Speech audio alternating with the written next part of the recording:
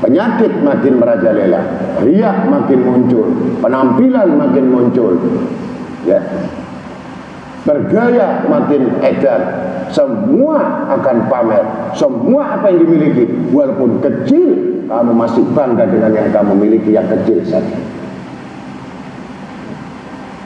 Tinggal memperbesar, apakah ini akan mempervolume kamu itu makin menjadi apa? Setelah kekayaan kau dapatkan, kau akan haus lagi dengan kekuasaan. Dengan haus kekuasaan, pasti kamu haus daripada kepemimpinan. Kamu haus dari kepemimpinan, maka kamu jatuh dalam kehinaan. Apa tidak boleh? Itu boleh, tetapi harus melewati proses. Apakah orang yang demikian itu sudah mempunyai modal, fondasi yang kuat, agama yang kuat, Quran yang kuat, hadis yang kuat, sanad yang kuat, ilmu yang kuat, ketakwaan yang kuat untuk menghadapi masyarakat yang berjuta-juta tabiat.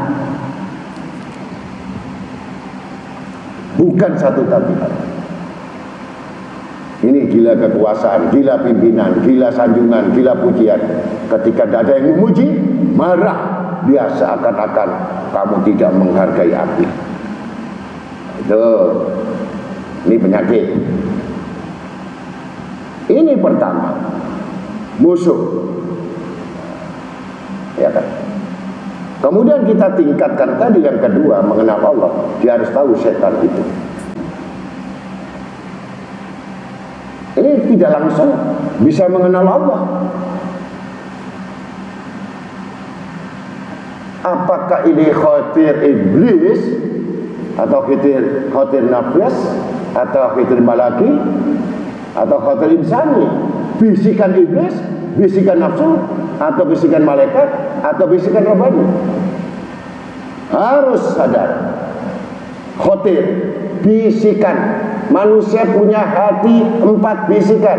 Bisikan Tuhanmu, bisikan setan, bisikan malaikat, bisikan insan, nafas, bisikan malaikat, bisikan insan. Kamu ingin belanja, kamu ingin makan, kamu ingin rame-rame, kamu ingin liburan, kamu ingin kawin, kamu ingin nikah, itu insan.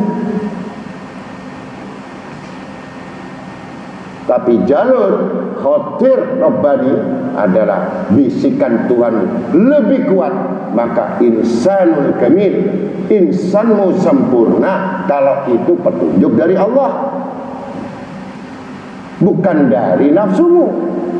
Kalau nafsumu, hilang petunjuk Tuhanmu, hilang petunjuk kemanusiaanmu, maka kerakusan, ketamakan, kehancuran, bebas, tidak peduli. Inilah orang-orang seburuk-buruknya, lebih dari binatang. Wajib dihilangkan dan wajib mengetahui inna syaitan lakum aduwwa, iblis. Ini perang. Perang apa? Perang pada diri. Gak usah perang sama orang lain, gak usah perang dengan siapa-siapa. Perangi dirimu. Kau kalahkan dengan dirimu, kau menangkan dengan dirimu, pasti kau akan menundukkan musuh-musuhmu. Nih, apa nafsu? Kemudian setan tadi jelas musuh.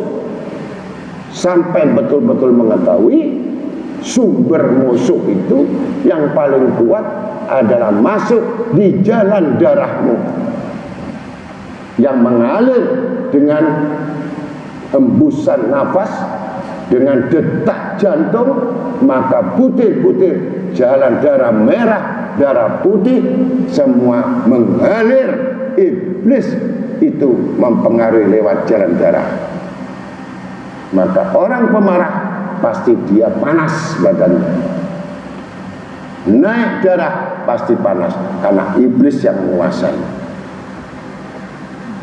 Emosional yang tinggi, ambisi yang tinggi, iblis sudah menguasai tanpa disadari oleh manusia.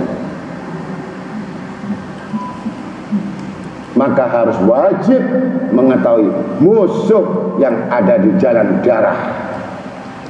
Belum musuh lagi manusia bentuknya, tapi setan sebenarnya bentuknya manusia, tapi iblis udah menguasai manusia ini. Kamu siap berhadapan dengan iblis itu. Bisa berupa siapa saja, tanpa diketahui oleh si pemilik itu sendiri. Ketika kuat stresnya, kuat gelisahnya, kuat putus asanya, iblis sudah menguasai. Begitu kuat nafsunya, kuat keinginannya, ambisinya, iblis sudah menguasainya. Tanpa disadari oleh si pemilik.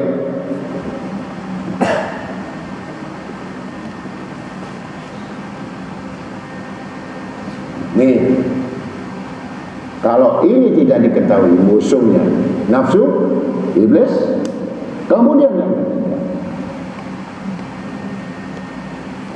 setan iblis,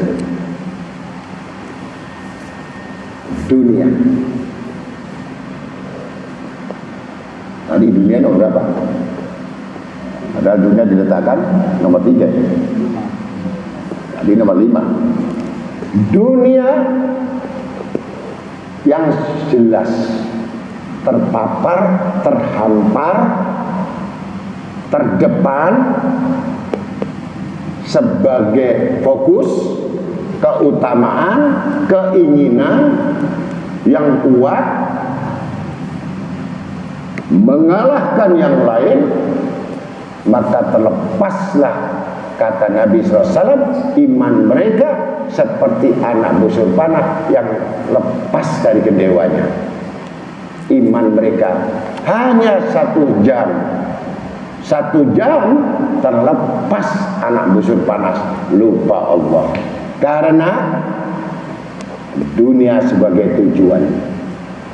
Apapun alasannya kamu, ibadah apapun alasannya, kalau dunia itu tujuanmu, kamu siap melepaskan imanmu dari dadamu, yang tidak ada keyakinan apapun di hatimu, cuman mulutmu yang mengatakan kami beriman, maka tidak ada lagi keyakinan.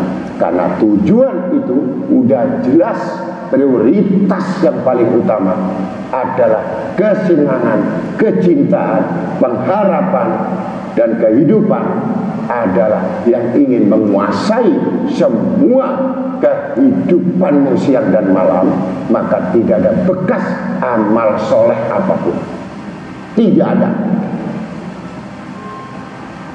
Bekas wudhumu nggak kelihatan, bekas sholatmu nggak kelihatan, bekas hajimu nggak kelihatan, bekas amalmu nggak kelihatan, bekas zikirmu nggak kelihatan, karena semata-mata kamu tujukan mutlak untuk duniamu sebagai harapanmu. Inilah orang termasuk golongan-golongan syirik kecil. Padahal syirik kecil adalah golongan orang-orang riya. Alladzina yura'una wa yamna'una al-ma'un. Itu Qur'annya.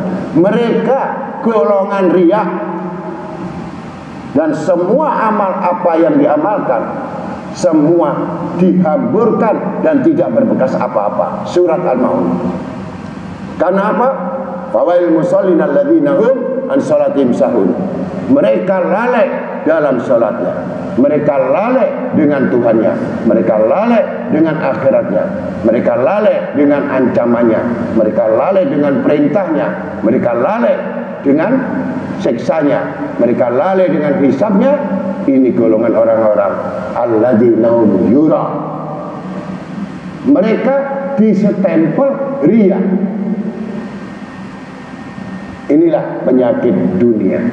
Maka dengan dunia yang sudah menguasai diri tadi, nggak peduli dia katanya ahli hadis, dia nggak peduli katanya disebut wali, dia nggak peduli katanya disebut ulama, dia tidak peduli. Hei manusia, kalau ada penyakit riya, maka gugur amal, keseluruhan amal.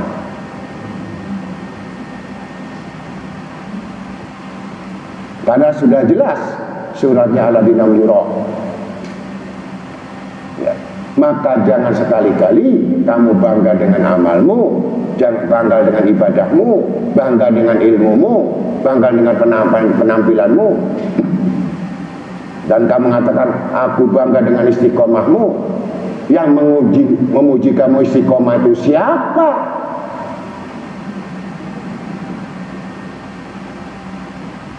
Yang memuji kamu istiqomah adalah Allahu Rabbul Alamin. Jadi disitulah letak daripada orang-orang yang beramal soleh, sampai betul-betul mengetahui dunia bukan tujuan, tapi dunia sarana, jembatan untuk bernaung. Dilun sementara, orang berjalan sementara itu bernaung di sebuah pohon, yang pohon besar. Ketika hujan selesai, panas selesai, baru meneruskan perjalanan. Perjalanan selanjutnya adalah kullu nafsun dha'iqatul maut. Manusia pasti akan mati. Mati yang pertama itu adalah kehidupan yang awal. Bukan kita sekarang kehidupan yang awal. Kematian dimaksudkan orang di dalam kubur adalah awal dari perhitungan. Sebelum mengenal Allah, ini masih mengenal diri.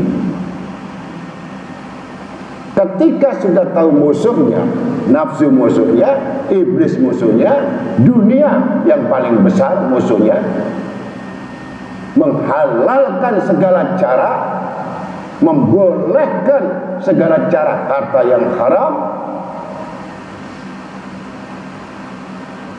mencampurkan lagi hal yang haram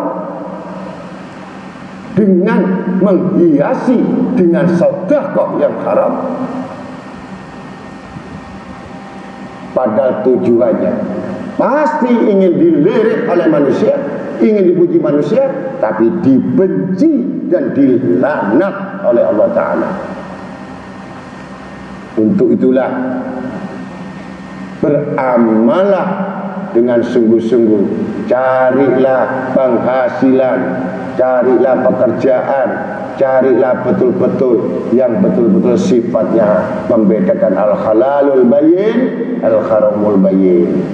Insya Allah Allah akan mengabulkan doamu dalam 40 hari 40 malam ketika makananmu halal.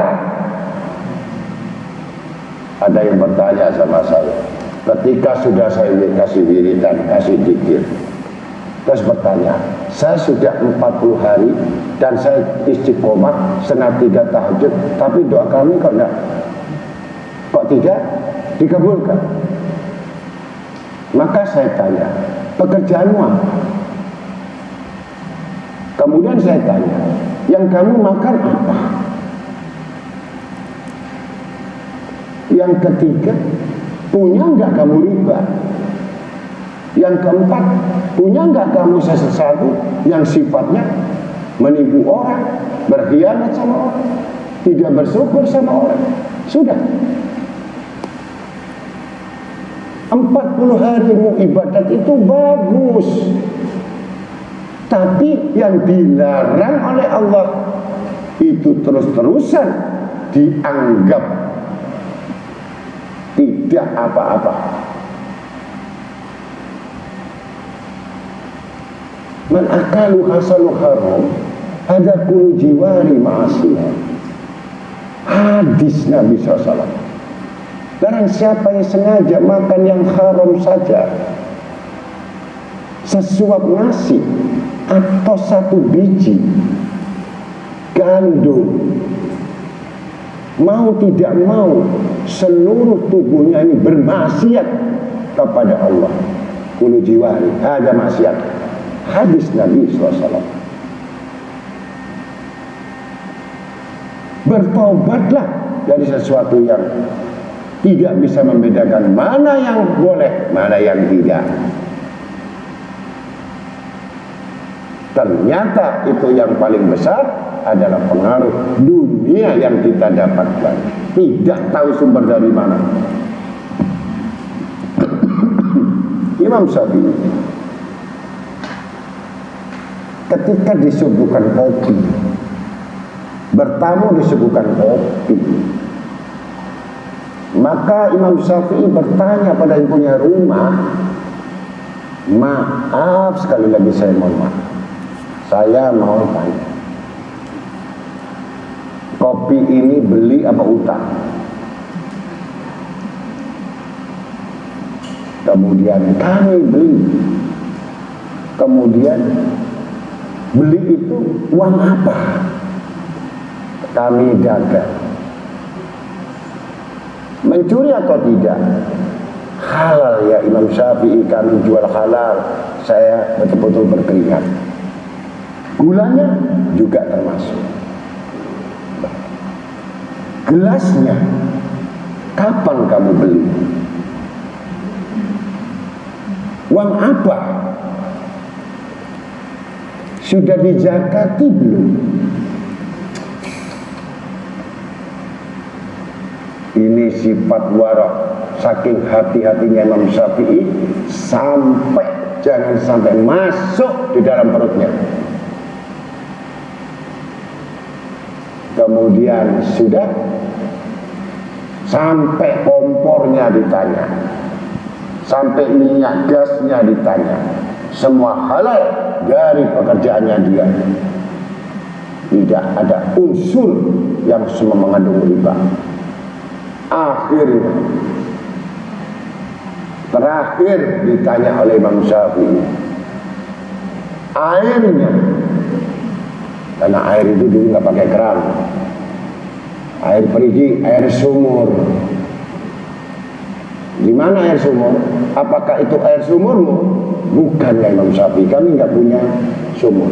Saya ngambil air di tangga sebelah. Sudah ngambil air di tangga sebelah sudah. Kemudian, apakah kamu sudah izin ngambil 1 timba air untuk masak kopi ini? Saya nggak izin. Itu namanya mencuri. Maka 1 kesalahan saja dari air mengharamkan semua dari aspek halal. Semua maka tinggalkan semua hal itu. Wajib itu untuk mengalahkan hawa nafsu, mengalahkan kesenangan dunia, mengalahkan kecintaan dunia, apapun sifatnya yang tidak tahu wa usulihi wa furu'i, asal usulnya, niscaya semua hisab akan jalan kepada kita. Apa yang masuk dalam perutmu akan merusak instrumen, akalmu jadi rusak, hatimu jadi rusak, ibadahmu jadi rusak, amalmu jadi rusak, wiridmu jadi rusak, sebab yang kamu masukkan barang rusak.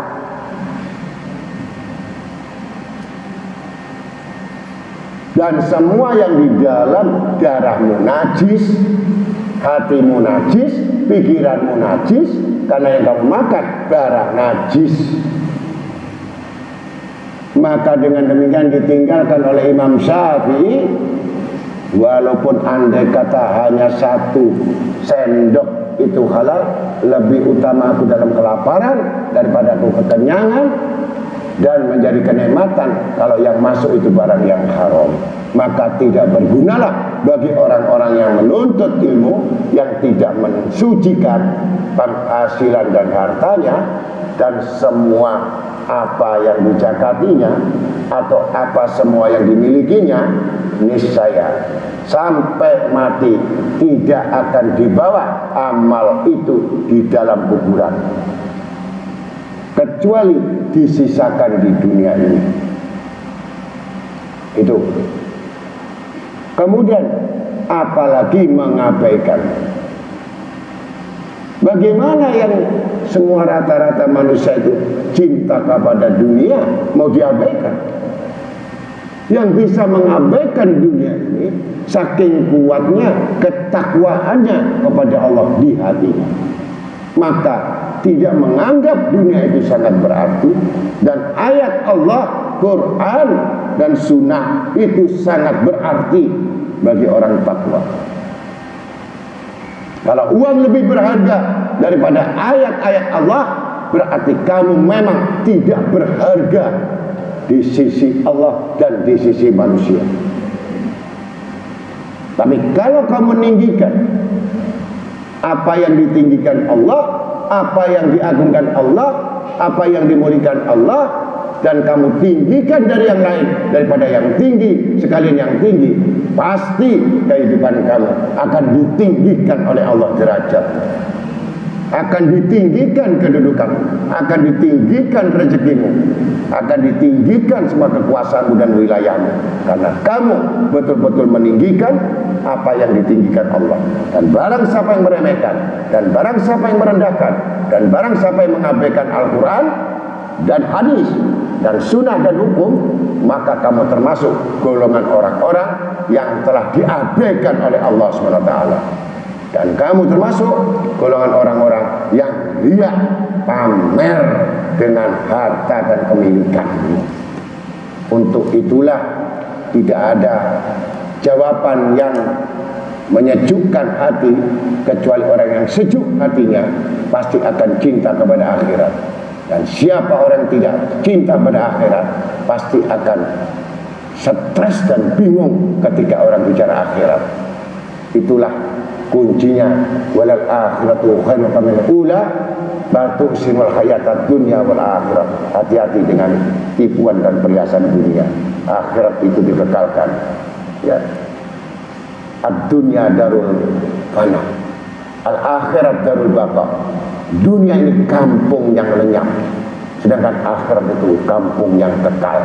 Maka carilah yang kekal itu selama kita masih punya nafas, yang kita tinggal sedikit umur kita, paling top 100. Sedangkan di akhirat tidak ada ratusan, tidak ada jutaan, miliaran tahun, daiman abadan. Mudah-mudahan ini nasihat saya sangat berarti, dan siapkan Anda sebelum menghadapi kematian. Ini tujuan kita mengenal Allah, mati biliqa'i rabbahu. Maka kalau kamu mati akan dijemput oleh Tuhanmu yang kau cintai.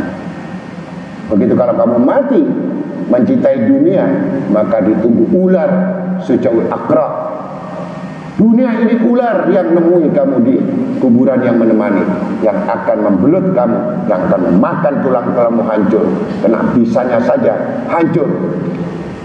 Itu sujaul akrab, itu yang ada sampai hari kiamat, menemani kamu dalam kubur, yang setiap kali tersentuh oleh bisanya, maka hancurlah tulang-tulang kamu di dalamnya. Dan setiap disentuh lagi, maka bertanya, menjauhlah kamu, hei ular. Maka Sulaiman, bagaimana aku menjauh? Bukankah dulu kamu mencintai aku? Bukankah dulu kamu selalu menginginkan aku? Bukankah dulu kamu selalu mengharapkan aku? Bukankah dulu kau simpan di dalam hatimu? Bahkan tidak ada Tuhan di dirimu. Kenapa kamu sekarang ngusir aku? Bukankah aku yang dulu kamu inginkan? Maka sekarang nikmati kamu di dalam kubur ini. Yang jelas, aku akan mengancam orang yang meninggalkan sholat, meninggalkan puasa, meninggalkan majelis ilmu. Maka sujud akro yang siap akan menemani kamu. Dan dia punya kelompok. Dan ada kejadian yang betul. Dan sudah ditunjukkan kebesaran Allah Ta'ala. Ketika itu mayat mau dikubur, kelihatan ular besar. Kaget orang yang mengubur. Mencari galian yang kedua, muncul ular yang kedua. 2 ular. Digali lagi di tempat 3, keluar ular ketiga. Sampai keempat, keluar ular keempat, kelima. Dibalikkan lagi yang pertama, mungkin 1 saja. Ternyata yang terakhir jadi 6. Mau dilempar lagi ke derajat jadi 7. Maka dikembalikan lagi yang 6 saja sudah. Diburukkan itu. Yang namanya mayit. Itulah sujaul akrab. Dan itu kejadian betul. Dan lagi viral. Ternyata di hari-hari gak ada pikiran sholat, tidak ada puasa. Kemudian bahkan tidak ada agama sama sekali. Bahkan tiap malam, tiap hari yang dipikirkan cuma dunia melulu. Padahal orang munafik saja yang sudah sholat, yang sudah ibadah, berharap sesuatu hanya dunia, sudah masuk neraka jahanam selama-lamanya. Bagaimana tentang orang yang kafir tadi? Orang munafik saja dikekalkan, dan kuburannya lebih amis daripada orang kafir. Dan intipnya, kalau semata-mata dunia ini hanya mengharap kepada keadaan-keadaan dunia saja, siang dan malam, tunggu pembalasan Allah. Sesungguhnya kamu telah ingkar dan durhaka kepadaku dengan apa-apa yang kamu miliki, dan kamu sangat mencintai daripada aku. Hukuman orang yang mencintai selain Allah, hukumannya adalah siksa. Mudah-mudahan kita semuanya pulang dari sini menggantikan satu kecintaan apapun yang terhadap diri kita ini. Utamakan Allah, susah pada Allah. Utamakan Rasul SAW, utamakan baca selawat yang banyak, perbanyaki selawat untuk menandakan, untuk menumbuhkan cinta kepada Nabi Muhammad SAW, sehingga kamu tahu akhirnya sampai puncaknya baru Allah membuka hijab-hijab itu, baru disebut ma'rifatullah. Ma'rifatullah adalah ma'rifat yang mana Allah mengenalkan dirinya kepada hambanya, maka bersama-sama dalam kemesraan bersama Tuhannya, dan semua perbuatannya, dengan semua sifatnya dan semua petunjuknya, tidak keluar dari semua wilayah Allah yang menguasai hamba ini karena kecintaannya. Mudah-mudahan itu semua kita dapat ridhanya Allah dan barokahnya fi niyatina wa amalina bil qisya wal manawiyah wa dariyah batiniyah wa duriyah ukhrawiyah fi jaya Rasulillah Muhammad ibn al-Bariyah. Al-Fatihah.